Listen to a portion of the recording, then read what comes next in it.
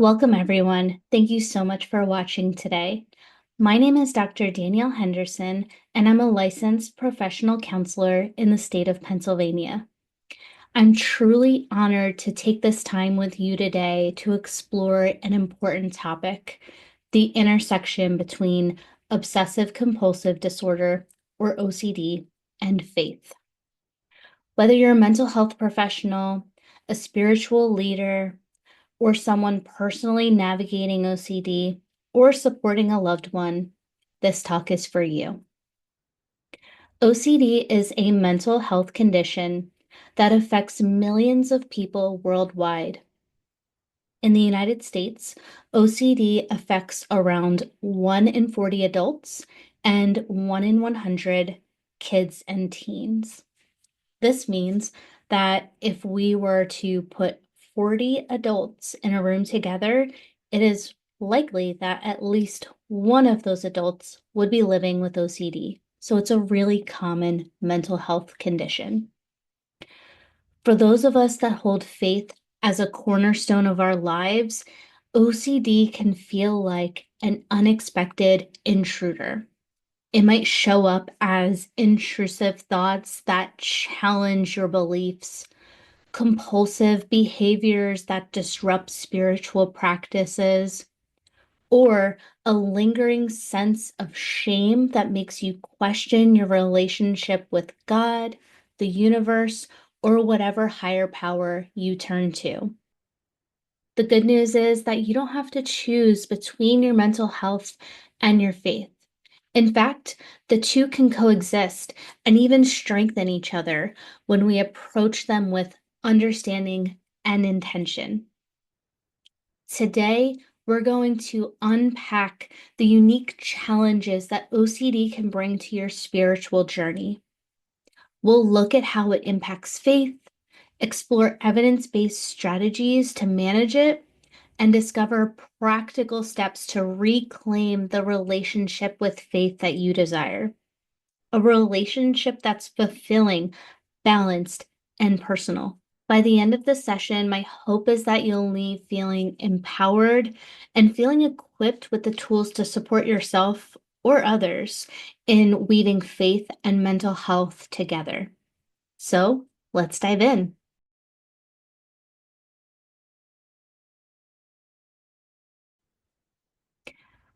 Let's start off by grounding ourselves in what OCD really is, because understanding it is the first step to addressing it. OCD is a really commonly misunderstood mental health condition. If we were to poll people on the streets and ask them what they think OCD is, we would probably get answers that OCD has to do with organization, symmetry, lining things up, or contamination. And in fact, this could be farther from the truth in how OCD presents itself. Now, it can and does show up in those ways, but it's so much more than that. So OCD isn't just about being overly organized or having a strong preference for things being a certain way. It's a mental health condition that can be really debilitating in nature, and it's marked by two distinct features: the obsessions and the compulsions. Obsessions are intrusive and unwanted thoughts, images, and/or urges that cause distress. Compulsions are physical or mental acts that a person feels driven to perform in order to alleviate the distress caused by the obsessions. Compulsions are what feed the OCD cycle by negative reinforcement. And what this means is that a person learns that they need to perform a compulsion in order to alleviate distress, and therefore they're more likely to perform that behavior again in the future. The problem with OCD, though, since it feeds on doubt and uncertainty, is that it will throw back another what if question or obsession, and the cycle starts all over again. So by performing the compulsions, a person is kind of unknowingly feeding the OCD cycle and causing it to grow and strengthen. It's important to keep in mind that the content of the obsessions experienced in OCD are ego dystonic. That means that the thoughts go against how a person identifies in terms of their morals, their character, their desires, and their values. Now, imagine that the obsessions start creeping into your spiritual life. For someone with faith, these intrusive thoughts might take on a religious flavor, and this is what we'll call scrupulosity. Maybe it's a sudden, horrifying thought like, what if I don't really believe? Or what if I've sinned unforgivably? Or what if I've offended God or my higher power? Or even, what if I'm damned to hell or no afterlife? These thoughts don't reflect your true beliefs. They're a product of OCD, but in the moment, they can feel so real and so shameful that they can shake your spiritual foundation. Next, there are the compulsions. So you might feel compelled to pray a certain number of times to undo a bad thought or avoid certain scriptures or even church altogether because they trigger anxiety. So if you have that thought of, what if I've offended God or my higher power? Those might be some compulsions you would engage in to try to alleviate the discomfort from having that thought.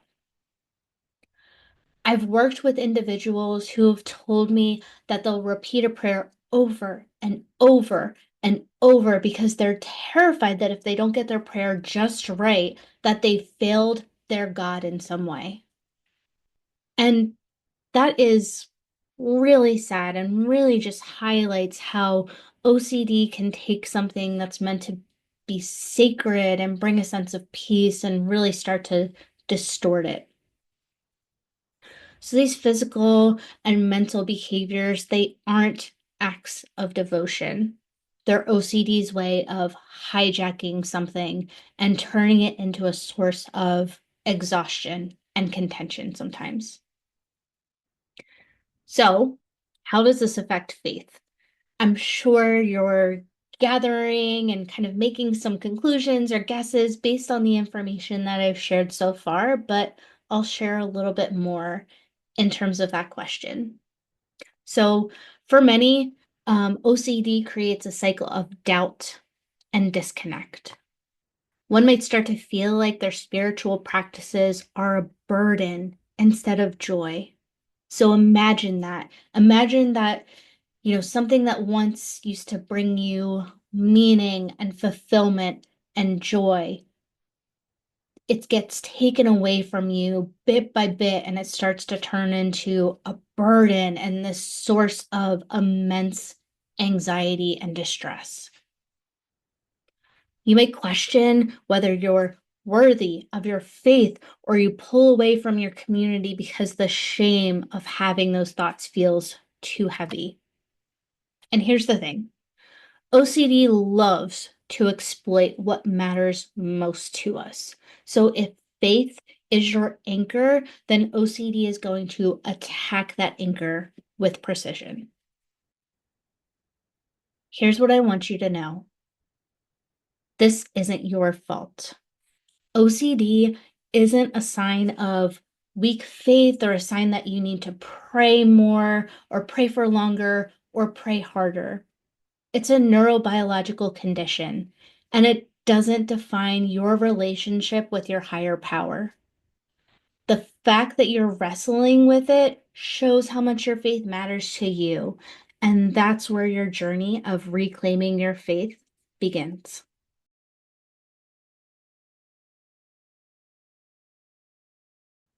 So, how do we take back control? How do we stop OCD from running the show and dominating the narrative and start rebuilding a faith that feels authentic and sustaining? The good news is that there are proven evidence-based tools that we can use. And by evidence-based, I mean tools that are backed by research and science to show that they're effective and that they have good outcomes for OCD. And these tools can respect both your mental health and your spiritual values. Let's walk through a few of them together. First, there's exposure and response prevention, or ERP therapy. This is the leading evidence-based treatment for OCD, meaning it has a lot of research and evidence to show that it is really an effective treatment strategy. The idea with ERP is simple but powerful.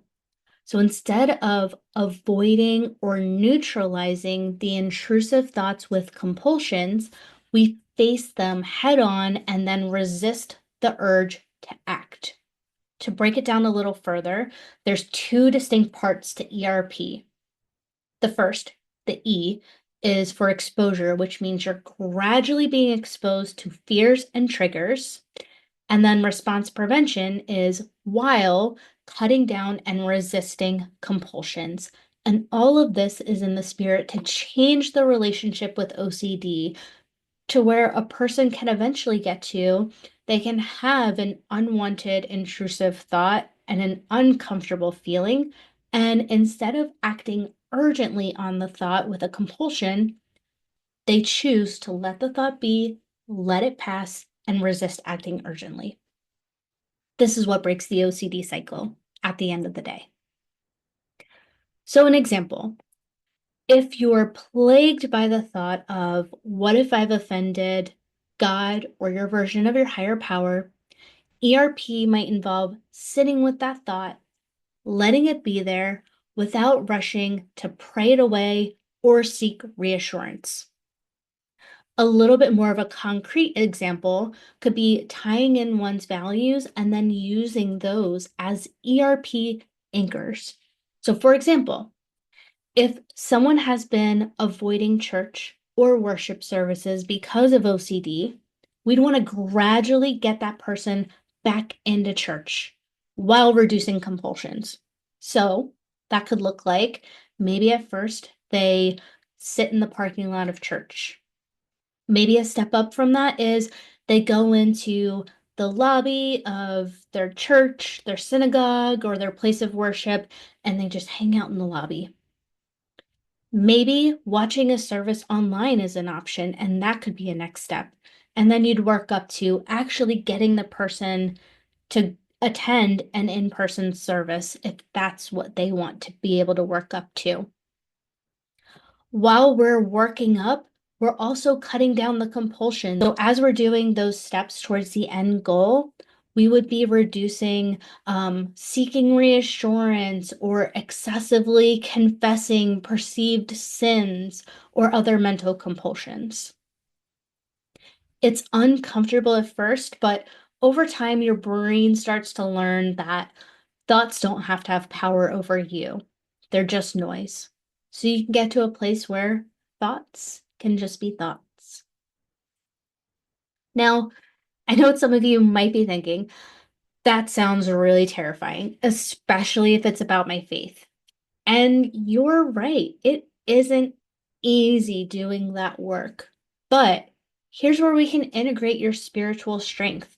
Aligning ERP with your values is where real change, buy-in, and resilience can come into play. Exposures can involve shifting prayer back to how a person wants it to look, not how OCD wants it to look. So praying, nightly because that's something that brings joy and peace, not praying repetitively to try and find answers or certainty, or to get some kind of control. Attending worship services despite the doubt, and building up tolerance for mistakes and imperfections in the face of doubt and uncertainty. This is all about working with your faith, not against it. Second, let's talk about support without reassurance. OCD demands 100% certainty and control in situations where it doesn't exist, and faith is no exception. Giving reassurance to people living with OCD that they're a good person, that they're moral, they're just, that they haven't offended their higher power. Those things might feel helpful in the moment, but unfortunately, it feeds the OCD cycle because it's a compulsion. So let's talk about some examples of how you can provide support without reassurance. This can include validating that the person is struggling, acknowledging that they can handle this moment of uncertainty, or externalizing the intrusive thoughts. And here are some ways that these strategies can sound. I can see that you're struggling in this moment, but you can handle hard things. This sounds like OCD talking. You don't need to do anything to prove your worth to OCD. Or even, I'm here for you to support you through this. Third, mindfulness can be a game changer. There are a lot of different workbooks that exist on OCD and mindfulness that can be really beneficial for people living with OCD. Mindfulness is rooted in many faith traditions, and essentially it's all about observing your thoughts without judgment. And part of the struggle with OCD is that judgment and meaning gets assigned to thoughts. So with mindfulness, we're teaching people to take a step back and mindfully observe. So picture that you have an intrusive thought that pops up during prayer. Let's use the example of, what if I've offended my God? Instead of panicking and reacting to the thought, you instead choose to notice it. And you might even say something like, there's that thought again. And then you choose to let it float by like a cloud in the sky. So you can even imagine you're placing the thought on a cloud and then you're letting it be, letting it pass. You don't fight it, you don't feed it, you don't struggle with it. Instead, you choose to return to your practice, whether it's prayer, meditation, or reading scripture with gentle focus. Over time, and this is a skill that does require time, practice, and consistency to really feel like you're getting good at it. You'll build a sense of peace that OCD can't shake as easily as when you engage with OCD thoughts and doubts. And lastly, community matters. OCD thrives in isolation. It loves to live in the darkness, and that's where it can really perpetuate that shame and that burden and that heaviness. So, leaning on your faith community, whether it's a spiritual leader or pastor, a therapist who is informed about your beliefs, or a trusted friend, all of those can help to lighten the load and shed a little light on what's going on. You get to share what you're comfortable sharing, and you can let others hold space for you. Faith isn't meant to be a solo journey, and neither is healing.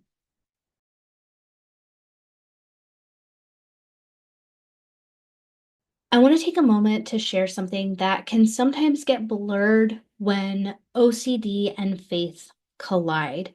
And this is the difference between faith and OCD driven fear. Faith at its core is grounded in trust. Trust in something greater than yourself, in grace, in love, and in connection. Faith makes room for mystery. It can even hold space for doubt. In fact, doubt is often a sign of engagement with your beliefs. It's not a sign that you're failing spiritually. Many of the world's greatest spiritual thinkers and writers have wrestled with doubt at some point. It's human. But OCD doesn't tolerate uncertainty. It demands answers, guarantees, rituals, and proof over and over again. It distorts spiritual teachings and twists them into rigid rules and offers no room for grace. So, where faith would say, you are loved even when you stumble, OCD would say, you must prove that you're worthy constantly and repeatedly, or else. So we can very much see the difference in the wording, right? That's not faith, it's fear. And fear is what OCD thrives on, and it's its native language. Let's share a practical framework here. So, if you're wondering whether a thought or a behavior is rooted in faith or in OCD, you can try asking some questions to figure it out. Question 1: does this bring me peace or does it increase anxiety? If peace, then we can probably say that it aligns with your faith. If anxiety, probably belongs to OCD. Is this action helping me connect with my values, or is it just helping me avoid discomfort? If the first, faith. If avoidance of discomfort, OCD. And then lastly, would I be doing this if I didn't feel afraid? If yes, it aligns with faith. If no, OCD. What those questions are really getting at is looking at the function or the purpose of the behaviors. So, is the behavior pushing you towards your values and your faith, or are the behaviors pulling you away from what matters to you? So, faith can challenge us, it can stretch us, or call us to reflection, but it doesn't threaten us. OCD, on the other hand, feeds on threats and false alarms. It's also important to note that faith isn't a feeling, it's a practice. So you don't need to feel faithful every moment to be a person of faith.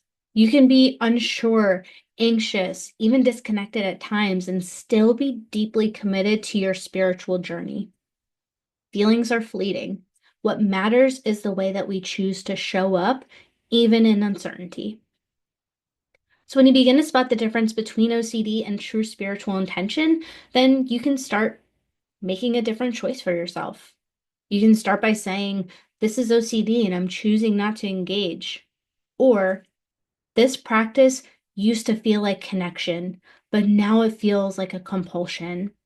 I want to get back to the connection. And then you can choose to adjust your behavior accordingly. You deserve a faith that nourishes you, not one that drains you. And that's really important to remember.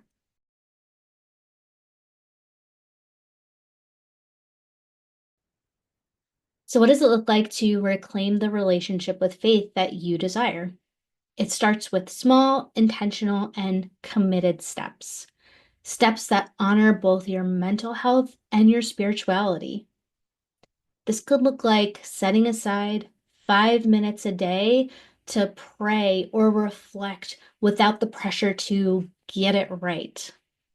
Maybe it's journaling about the intrusive thoughts, and then when you're done, choosing to close the book and saying, I'm choosing to let this go.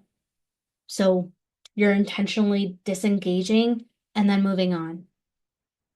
Or it could be working with a therapist to get some help in tailoring the strategies for you and your unique journey. All of these steps can help you to move closer to the relationship with faith that you want. And remember, the goal isn't about perfection. It never is, because progress isn't a perfect straight line. In fact, progress often has lots of peaks and valleys, and that's totally to be expected. Instead, it's about presence. It's about showing up for your faith as you are, OCD and all. It's about building trust in yourself that you are enough as you are. For mental health professionals and spiritual leaders, it's about meeting people where they are and offering compassion, not judgment, and helping them see that their struggles don't disqualify them from grace. So if you hear one of your parishioners or somebody in your faith community sharing that they have these doubts that feel repeated and intrusive and unwanted, it might in fact be OCD that they're dealing with, and that requires a specialized approach to treat. Here's a practical takeaway. So this week, pick one strategy that I've shared about so far, whether it's an ERP exercise, remember that stands for exposure and response prevention, trying to provide support without reassurance, or leaning into your community. And try it. Test it out and see what happens and take some data on it. You might find out something really interesting and enlightening. So if you're going to test out a small committed step towards a big goal, see what happens. Did the scary thing that OCD was talking about actually happen or some version of it? Or did something else happen? Was it as scary, hard, or challenging as you thought it was going to be? Or something else? All of that information can help to provide corrective experiences to where we learn that that OCD voice in our brains doesn't always tell the truth. But we've got to prove it to ourselves through our actions. My advice would be start small. Set yourself up for success. So if getting into a worship service feels monumentally hard, then break that down into a small step to where maybe you watch a couple of minutes of like an online sermon, or maybe you drive to church and then go home. So try to take small, meaningful, committed steps. If you're supporting someone else, you can ask them, what would feel like a step forward for you, and how can I support you? Then walk alongside them. Remember that healing is a process, but every step that we take brings you closer to faith that feels like home.